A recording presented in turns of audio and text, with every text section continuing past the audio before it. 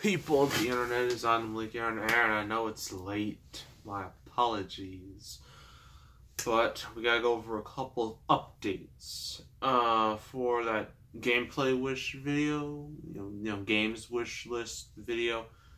I said like 6 games I really wanted to get right now, and they were Web of Shadows, Shattered Dimensions, you know, Spider-Man, Marvel Ultimate Alliance, Ultimate Alliance 2, Batman Rise of Sin, the Vengeance sequel, and Aquaman Battle for Atlantis. Good news!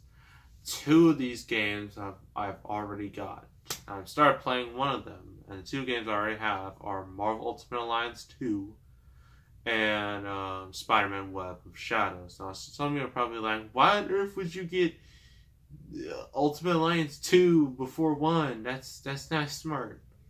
I mean, I'm the same person who bought Halo 5 and Fallout 4 and Call of Duty Black Ops 3 without playing any of the other games in the series, so that's who I am.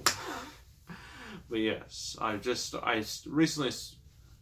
mainly been playing Web of Shadows. That game is way more fun than I ever thought it would be. That game it's fire. I can see why people love it so much. Oh yeah, second update, with trailer review. Originally, I thought it would only be a one-done thing because DreamWorks TV, they saw my video and then they copyright claimed it. I was really sad. But, so I decided to file a dispute that basically explained that it is a review and that I actually, you know, with trailer reviews, what I want to do is just turn off all the audio just to, you know, well, that's like one of the reasons, like, just to avoid problems. And I'm basically pausing it and just talking about certain stuff. It's a review. I explained it is a review. And good news, they listened to me. They realized what I said was, they realized their mistake, and they released the claim. So my video is good. I don't know if that'll happen to all the other ones, though. That might be difficult. I know some of you are probably like, you should do the Halloween trailer. It just came out. It's so lit. You should review it. It would make sense for me to review it. I've reviewed the remakes, you know, the 2007 remake and its sequel, so I might do it, but I have to take certain steps in order to not get copyright claimed, and like one of those steps is you know, no audio. So sorry. I mean, you can look at the trailer yourself. It's on the trending page. It's #1, I believe. It's at 1.9 million so far. You know that's going to increase in a couple of days. And I know there's other ones you would like me to look at. Into the Spider-Verse, Lego Movie 2, Wreck-It Ralph 2, you know, stuff like that. Bumblebee, I might get to those eventually. Because these trailers, they're not slowing down at all. And it's going to be even worse when E3 comes next week. There's going to be so many things coming out. It's going to be crazy. But, you know, I'll be here commenting on it. Oh, yeah, and also, you know, I might save it for Sonic movie news. Because a new female lead's been cast. But I'll save it for another video. Anywho, it's review time. Everyone's favorite show. Clearly. I mean, I like doing movie reviews, but it's clear, you know, on my channel, some videos do better than others. Some, very strangely, like the Astro Boy video. I guess I gotta give my thanks to Collins Vincent for that. He recommended it to me. I decided to do it, and it became one of the most popular videos on my channel. I still don't know why. And it keeps getting views to this day, which is still weird. It's a bit surreal, so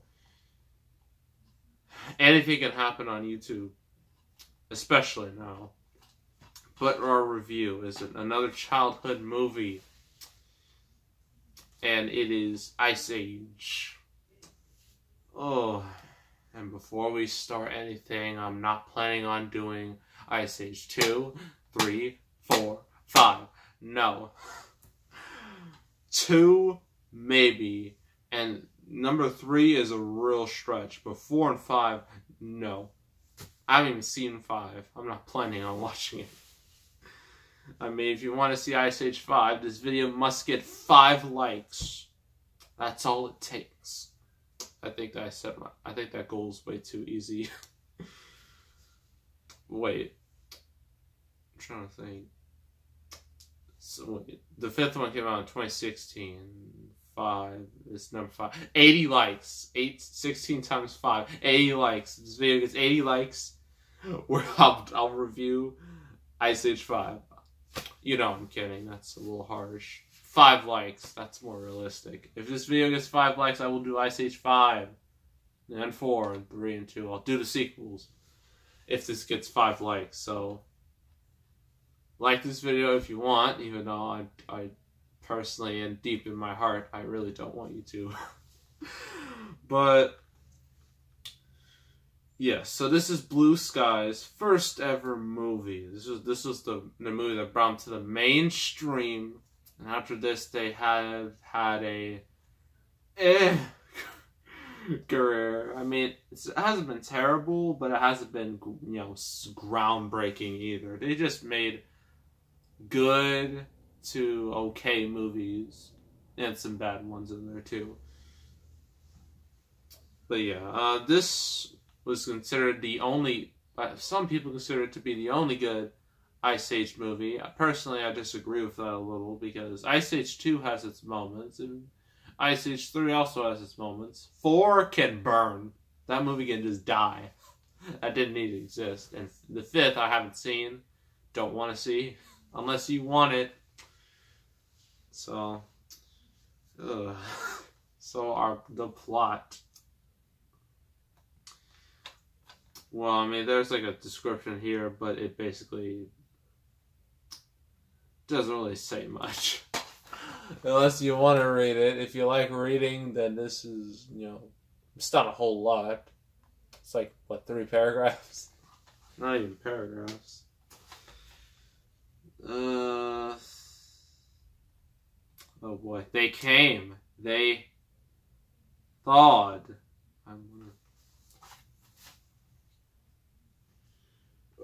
I can feel myself dying inside reading that.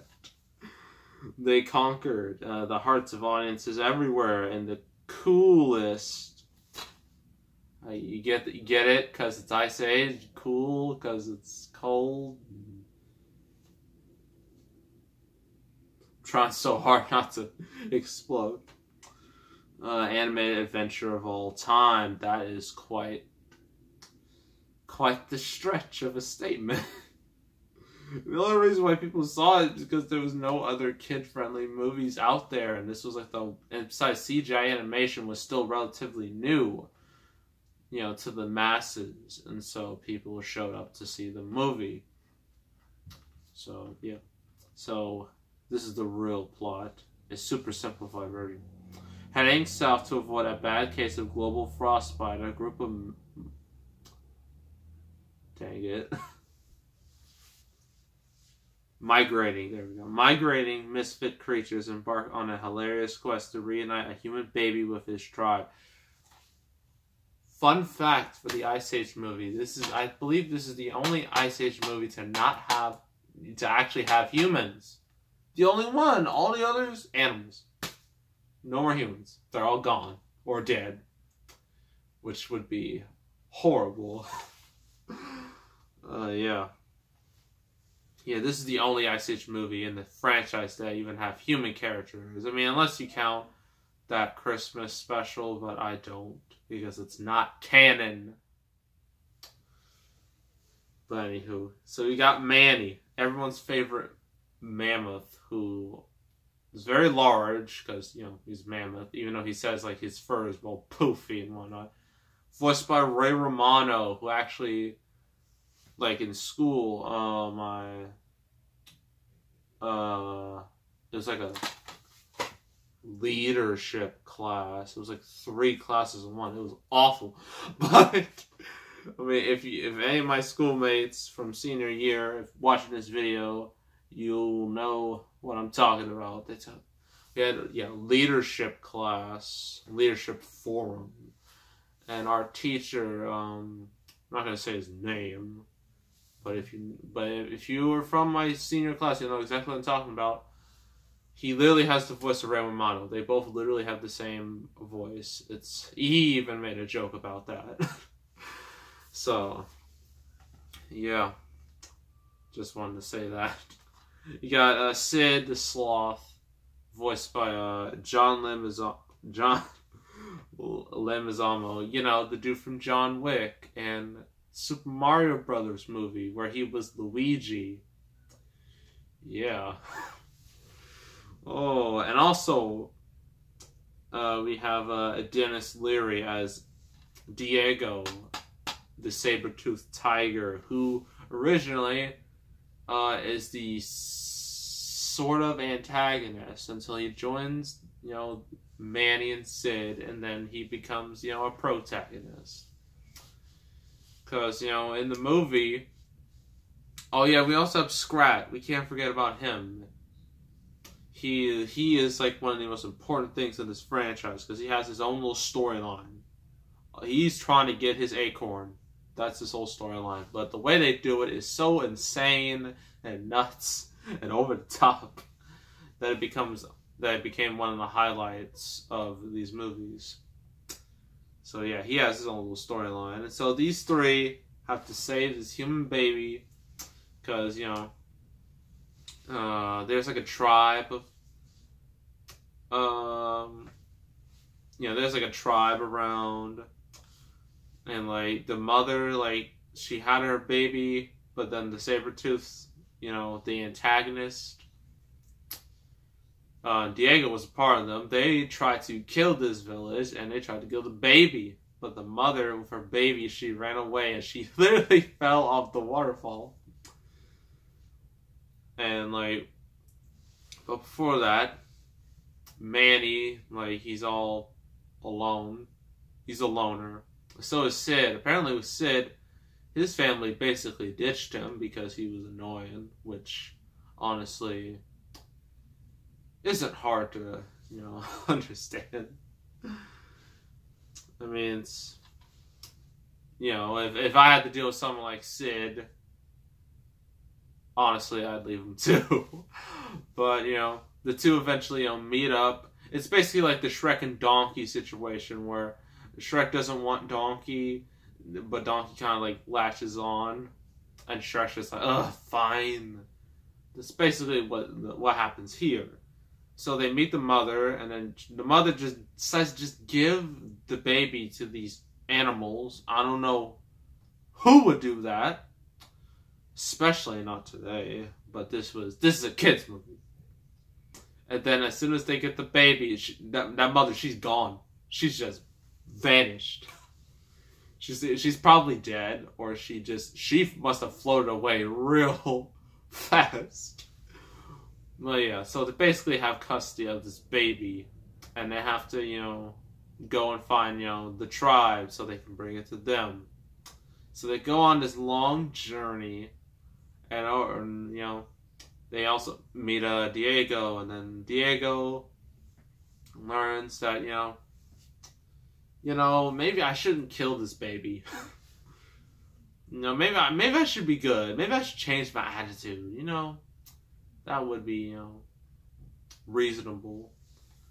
But of course, his saber-toothed friends are like, nah, you can't do that. They're like, once a saber-tooth, always a saber-tooth. You can't change your mind like this.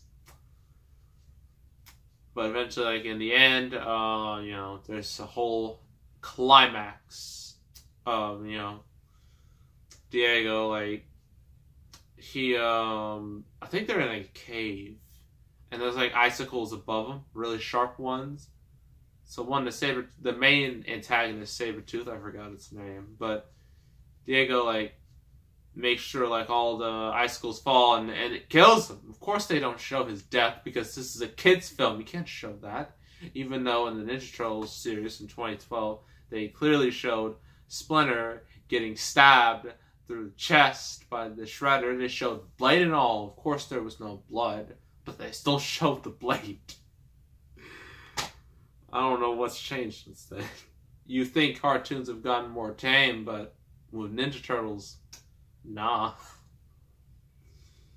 So yeah, after this, Manny, Sid, Diego, they become the best of friends, sorta. They become comrades.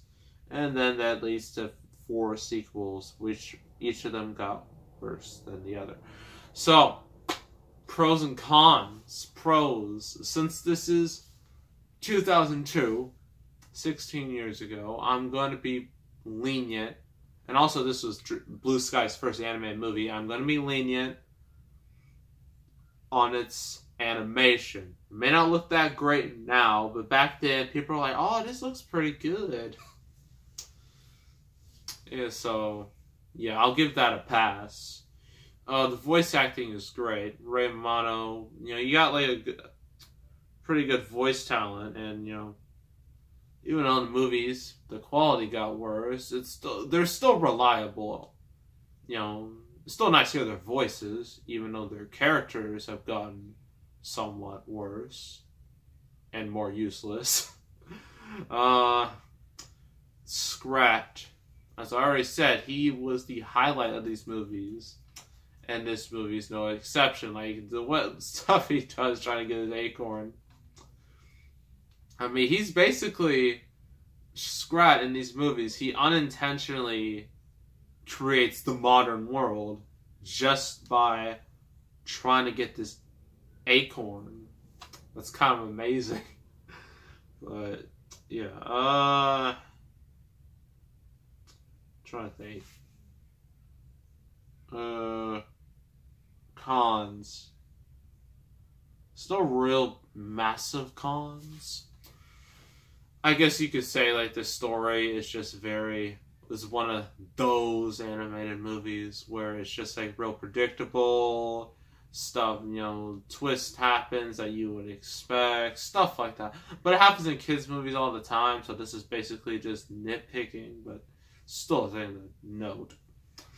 But overall, it's a pretty good movie. It definitely holds up well. If you're going to watch an Ice Age movie, I highly suggest you watch this, ignore the sequels, maybe watch the second one, but after that you can just skip the rest. So I'm going to give this a 7.5 out of 10. Yeah, it's pretty good. So next review is another recent movie. Came out in December. Literally the same time as Jumanji. And this one, what made it kind of weird was it opened really small. Like I had a weak opening, but after that it just grew and grew and grew at such a ridiculous rate. And then its soundtrack just sold millions. You all know what I'm talking about. We're doing The Greatest Showman, a movie where, although it's based off a real life person, this movie's it's so far from the truth that it's kind of hilarious. And I'll explain that when I review it. So make sure to subscribe, like this video, leave a comment, and I will see you all next time. And I am out.